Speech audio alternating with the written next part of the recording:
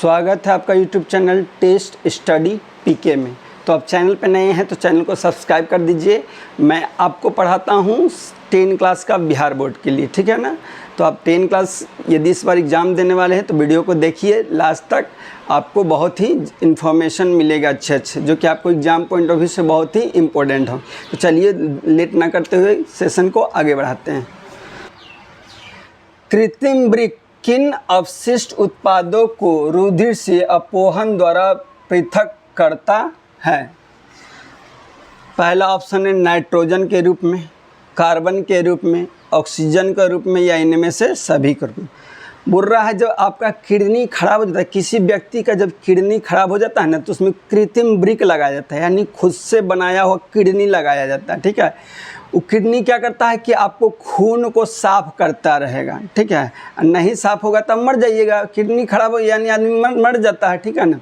इसलिए वहाँ पे कृत्रिम वृक्क लगा दिया है। उससे क्या होता है कि आपको खून को हमेशा साफ करते रहता है। तो खून को साफ करके कौन चीज़ निकालता है? नाइट्रोजन को निकालता है। क्या चीज़ को निकाल देता है? नाइट्रोजन को।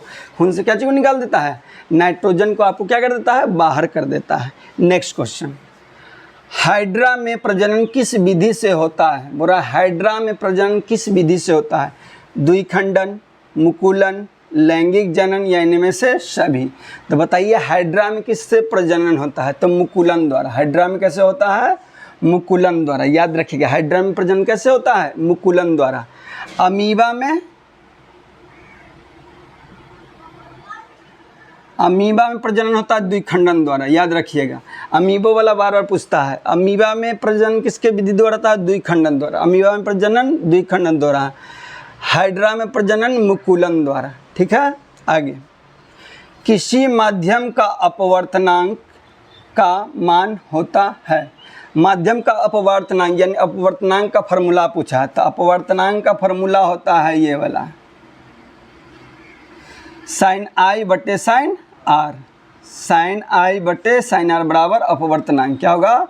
बराबर अपवर्तनांक। अपवर्तनांक, ठीक है। अपवर्तनांक को म्यू कहते हैं, ये वाला से सूचित करते हैं, ठीक है। तो अपवर्तनांक बराबर क्या होता है? साइन आई बटा साइन आर। कोई दिक्कत? दाढ़ी बनाने में कौन दर्पण उपयुक्त है? बोला दाढ़ी बनाने में या शेविंग में। दाढ़ी बनाने में या शेविंग करने में। शेविंग करने यानी बाल उल काटने में, ठीक है, उसी को शेविंग भी कहते हैं या दाढ़ी बनाना भी कहते हैं। तो उसमें कौन सा दर्पण आपका आगे रहता है? बाल काटते तो देखते हैं आपका आगे ऐसे दर्पण है, तो उसमें कुर्सी पर आपको बिठा के ऐसे दिखाता है, देख लो बहू अपना चेहरा, ठीक है। तो कौन सा दर्पण वहाँ रहता है, ठीक है। तो दाढ़ी बनाने में कौन सा दर्पण रहता है? अवतल दर्पण। दाढ़ी बनाने में कौन सा दर्पण? अवतल दर्पण, ठीक है। दाढ़ी बनाने में कौन सा दर्पण? अवतल दर्पण। तो चलिए अवतल दर्पण का उपयोग आपको कुछ बता देते हैं, ठीक है। अवतल दर्पण का उपयोग है 1 नंबर में हेडलाइट में। हेडलाइट, जो गाड़ी के हेडलाइट आगे होता है ना, गाड़ी है, गाड़ी के आगे हेडलाइट बड़का का बॉल लगल रहता है, अब बॉल के पीछे चमकता है, देखिएगा, ठीक है। वही तो गाड़ी का हेडलाइट में कौन? अवतल दर्पण, ठीक है। टॉर्च में, टॉर्च देखे हैं? टॉर्च जो आप टॉर्च बारते हैं, ठीक है, भुक भुक टॉर्च। टॉर्च के अंदर भी देखिएगा ऐसे रहता है, इसमें लाइट लगल रहता है बीच में, तो पीछे रहता है अवतल दर्पण, ठीक है। टॉर्च में। तीसरा, सौर कुकर में।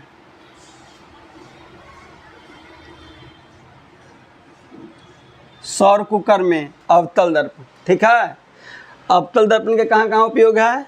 हेडलाइट में, गाड़ी के हेडलाइट में, ठीक है, टॉर्च में और सोलर कुकर में। और सौर भट्ठी में भी बोलेगा तो यही, ठीक है।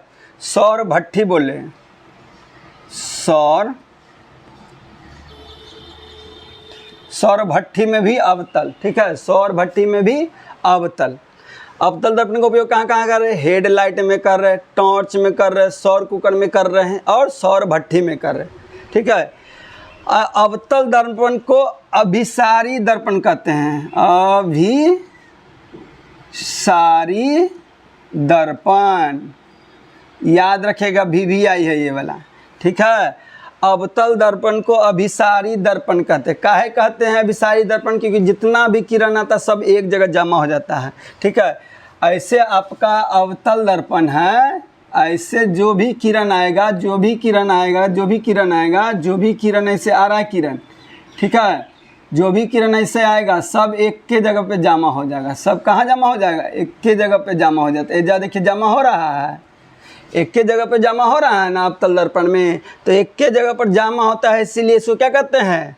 अभिसारी दर्पण, ठीक है। काहे कहते हैं अभिसारी दर्पण? समझ में आया? अवतल दर्पण को, अवतल दर्पण को अभिसारी दर्पण भी कहते हैं। क्यों कहते हैं? क्योंकि जितना किरण आएगा परावर्तन के बाद एक ही जगह जमा हो जाता है, ठीक है ना। अब देखिए उत्तल दर्पण के बारे में। किसके बारे में? उत्तल दर्पण के बारे में।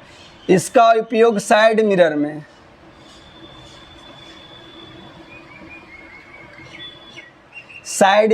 गाड़ी के बगल में देखे, गाड़ी ऐसे चलाते हैं तो बगल में रहता है पीछे देखने के लिए रहता है कि ना। ऐसे गाड़ी चला रहे हैं तो देखिए बाइक में भी ऐसे ऊपर रहता है, ऊपर में बगल में, कोई भी गाड़ी में पीछे वाला देखने के लिए ऐसे लगा, तो उसमें कौन सा दर्पण है? तो उत्तल दर्पण। गाड़ी के साइड मिरर में उत्तल दर्पण, ठीक है। उत्तल स्ट्रीट लाइट में स्ट्रीट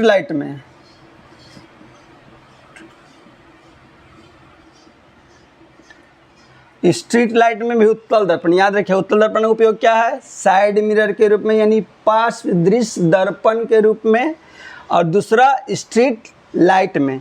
इसको कौन दर्पण कहते हैं? अपसारी दर्पण,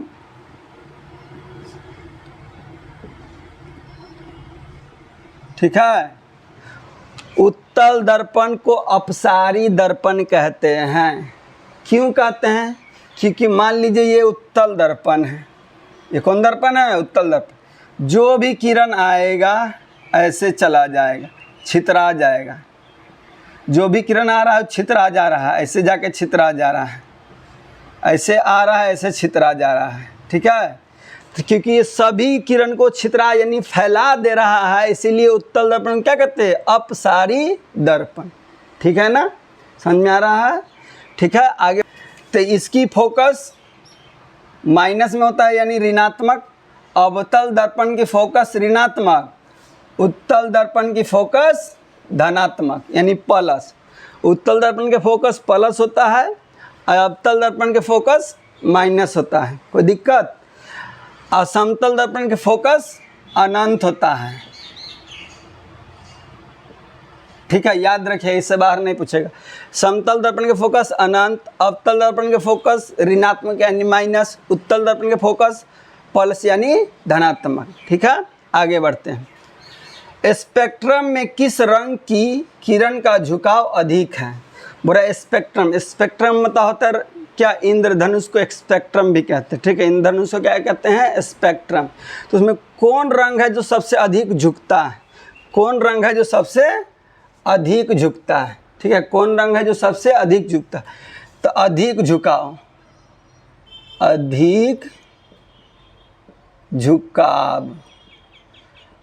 झुकाव होगा बैगनी का। अधिक कौन झुकेगा या अधिक फैलेगा? कौन अधिक फैल जाएगा या झुकेगा? कौन? बैगनी रंग, ठीक है। अधिक झुकेगा या फैलेगा? कौन? बैगनी रंग। अब कम फैलाव, कम झुकाव या फैलाव? कम झुकेगा या फैलेगा? कौन? लाल रंग का, ठीक है। कम छितराएगा या फैलेगा? कौन? कम कौन छितराएगा फैलेगा? लाल रंग कम छितराता फैलता है, इधर उधर कम फैलता छितराता, हम सीधे जाएगा, एकदम सीधे, ठीक है। अधिक झुकाव बैगनी रंग का है। आपके यहाँ से बढ़िएगा ना तो रास्ते में फैल के छितरा जाएगा, वहाँ पहुँचबे नहीं करेगा, क्योंकि झुकाव ज़्यादा है, फैलाव ज़्यादा है, तो इधर रह जाएगा फैलाव झुकाव होके, ठीक है। तो वही पूछा था स्पेक्ट्रम में किस रंग किरण का झुकाव अधिक है? तो कौन अधिक झुकता है? बैगनी रंग। कौन अधिक झुकता है? बैगनी रंग। इसका तरंग दैर्घ्य अधिक होता है। याद रखिए, तरंग दैर्घ्य पूछेगा किसका तरंग दैर्घ्य अधिक होता है? तो लाल रंग का तरंग दैर्घ्य अधिक होता है, अब बैगनी रंग का तरंग दैर्घ्य सबसे कम होता है। चलिए आगे। विद्युत फ्यूज विद्युत धारा के किस प्रभाव पर कार्य करता है? तो विद्युत फ्यूज के बारे में आपसे पूछ रहा है। किसके बारे में? विद्युत फ्यूज के बारे में। विद्युत जो फ्यूज है कौन सा सिद्धांत पर कार्य करता है? तो विद्युत फ्यूज ऊष्मीय सिद्धांत पर काम करता है। किस सिद्धांत पे? ऊष्मीय सिद्धांत पर। किस काम पे? ऊष्मीय से। कैसे कहेंगे ऊष्मीय सिद्धांत पे कार्य कर रहा है? जैसे देखिए ज़्यादा वोल्टेज होगा ना तो आपका बल्ब फ्यूज कर जाता है, यानी ज़्यादा गर्म हुआ, गर्म होकर टूट गया। ज़्यादा गर्म हुआ, गर्म होकर क्या हुआ? टूट गया। यानी उष्मा ज़्यादा मिला, गर्मी ज़्यादा मिला तो क्या हो गया? टूट गया बल्ब, पीला वाला बल्ब का। तो ऊष्मीय प्रभाव पर काम करता है। तो विद्युत जो बल्ब है वो किस पे काम करता है? ऊष्मीय प्रभाव। किसी कुंडली का प्रतिरोध ज्ञात करने के लिए सूत्र है। प्रतिरोध ज्ञात करने के लिए, ठीक है, प्रतिरोध, ठीक है। तो प्रतिरोध को R से सूचित करते हैं। किससे? R से सूचित करते हैं। प्रतिरोध को किससे सूचित करते हैं? R से। प्रतिरोध का एसआई मात्रक पूछे, प्रतिरोध का एसआई मात्रक क्या होता है? ओम होता है। ओम जो कैसे सूचित करते हैं? ऐसे, ठीक है। प्रतिरोध को R से सूचित करते हैं। प्रतिरोध का एसआई मात्रक पूछे तो ओम होता है, ठीक है। प्रतिरोध का एसआई मात्रक पूछे तो ओम होता है। एक होता है प्रतिरोधकता, एक होता है प्रतिरोधकता। प्रतिरोधकता, प्रतिरोधकता का एसआई मात्रक क्या होता है? प्रतिरोधकता का एसआई मात्रक होगा ओम मीटर। क्या होगा? ओम मीटर। याद रखिएगा, ओम डैश मीटर।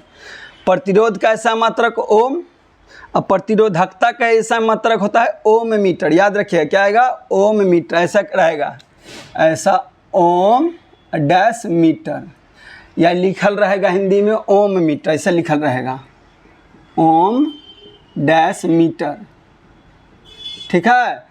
तो प्रतिरोध का ऐसा मात्रक ओम, प्रतिरोधकता का ऐसा मात्रक ओम मीटर। तो यहाँ लिखा है प्रतिरोधकता का ज्ञात करने के लिए फार्मूला क्या है? तो प्रतिरोधकता का ज्ञात करने का फार्मूला क्या है? R बराबर V/I। R बराबर V/I होता है, ठीक है। डायनमो से किस प्रकार की धारा प्राप्त होती है? बोला जो डायनमो है उससे किस प्रकार का धारा उत्पन्न होता है? डायनमो से। तो देखिए धारा दो तरह का होता है। धारा क्या तरह का उत्पन्न होता है? दो, एक प्रतिवर्ती धारा, एक दृष्ट धारा। एक प्रतिवर्ती धारा, एक दृष्ट धारा, ठीक है। तो डायनमो से दोनों उत्पन्न होता है।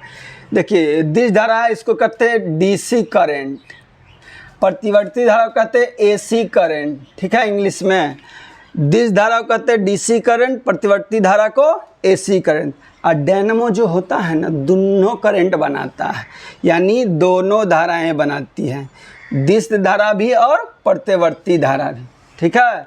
डायनमो कैसे धारा बनाती है? दोनों धारा बनाती है। डायनमो मतलब जनरेटर, हैंडल जो मार के चालू करते हैं जनरेटर, देखे हैं ना, वो वाला जो हैंडल मार के चालू करते हैं ना तो उसमें करंट दोनों होता है, एसी करंट भी डीसी करंट भी, ठीक है। और घर में जो लाइन उन आता है आपको वो एसी करंट रहता है, वो प्रतिवर्ती धारा रहता है। घर वाला कौन रहता है? प्रतिवर्ती धारा। नेक्स्ट, डेंगू उत्पन्न करने वाला मच्छर किस तरह के जल में रहता है? बोला जो डेंगू उत्पन्न करता है, क्या चीज़ उत्पन्न करता है? डेंगू उत्पन्न, जो डेंगू का बीमारी आपको हो जाता है, डेंगू हो जाता है ना, वो जो बीमारी उत्पन्न करता है वो मच्छर कैसा में जन्म लेता है? कैसा पानी में? साफ में, गंदा में, कैसा पानी में जन्म लेता है? तो कैसा में जन्म लेता है? साफ पानी में। कैसा पानी में जन्म लेता है? साफ पानी में डेंगू वाला मच्छर जन्म लेता है। नेक्स्ट क्वेश्चन, निम्नलिखित में से कौन बायोगैस ईंधन का स्रोत नहीं है? बोला कौन सा है जो बायोगैस स्रोत का ईंधन नहीं है? तो लकड़ी भी बायोगैस का है, गोबर गैस भी बायोगैस का, कोयला भी बायोगैस है। तो नाभिकीय ऊर्जा बायोगैस नहीं है, नाभिकीय ऊर्जा बायोगैस नहीं है। आई श्योर उम्मीद करते हैं कि आपको वीडियो अच्छा लगा होगा, ठीक है। और अपना सुझाव दीजिएगा, वीडियो कैसा लग रहा है, आप अच्छा लग रहा है, ख़राब लग रहा है, वीडियो में कमेंट जरूर करिएगा, ठीक है। वीडियो अच्छा लगा तो लाइक कर दीजिए और दोस्तों के बीच में शेयर कर दीजिए। आप नए हैं, पहली बार आप वीडियो देख रहे हैं तो चैनल को सब्सक्राइब कर दीजिए। जय हिंद, जय भारत।